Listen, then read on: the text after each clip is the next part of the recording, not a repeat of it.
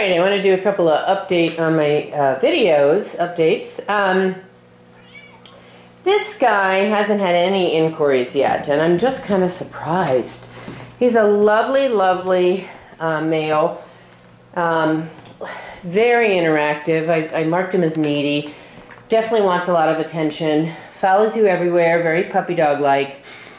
I think the biggest thing is his lingering health, which is, almost cleared up. But he has what's called the Khaleesi virus, and in cats there's two very common viruses, Khaleesi and herpes.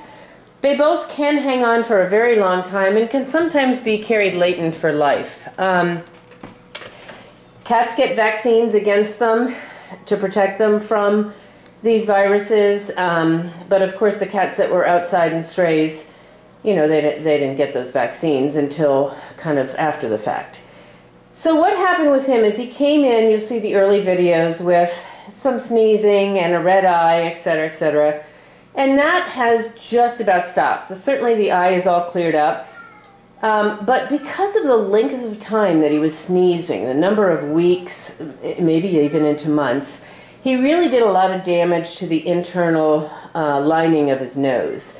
And so, while outwardly he shows absolutely no signs of any issues right now, every once in a while he'll have this sneezing fit. And when he does have a sneezing fit, it's strong enough that it is still irritating those very delicate lining of the nose, and then we get a little bit of blood spatter, which always makes me think of the CSI when I say that word, but it's not a lot, and I've been kind of waiting for that to clear up and to stop, but sometimes that goes into weeks, into months, while that mucus lining strengthens enough to not be irritated if a cat sneezes.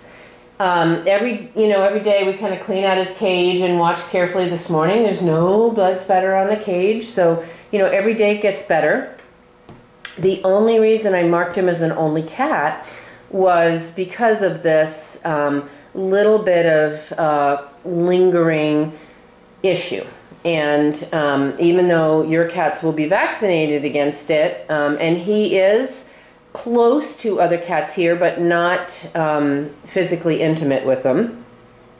I just thought it best at this point to mark him as our only cat. But in all honesty, there's no issues with him with the other cats. He's just very male blue point, and that is kind of like your big hefty Labrador, sort of lovey, needy.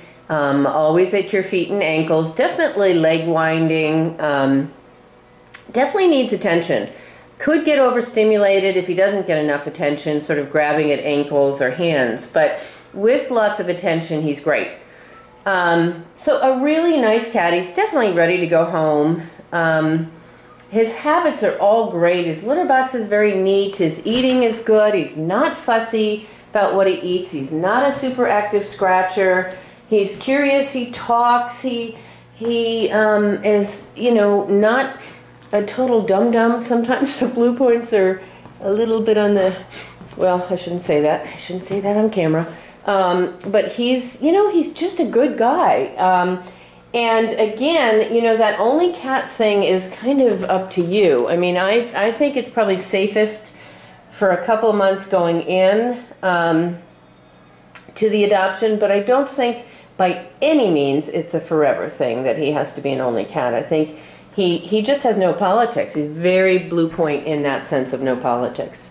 So Hemingway here at the center, ready to go, looking for the right situation. No small kids because of that little bit of overstimulation and neediness, but older kids absolutely fine. I think with a dog he'd be great, and certainly there's no cross-contamination of the viruses between cats and dogs.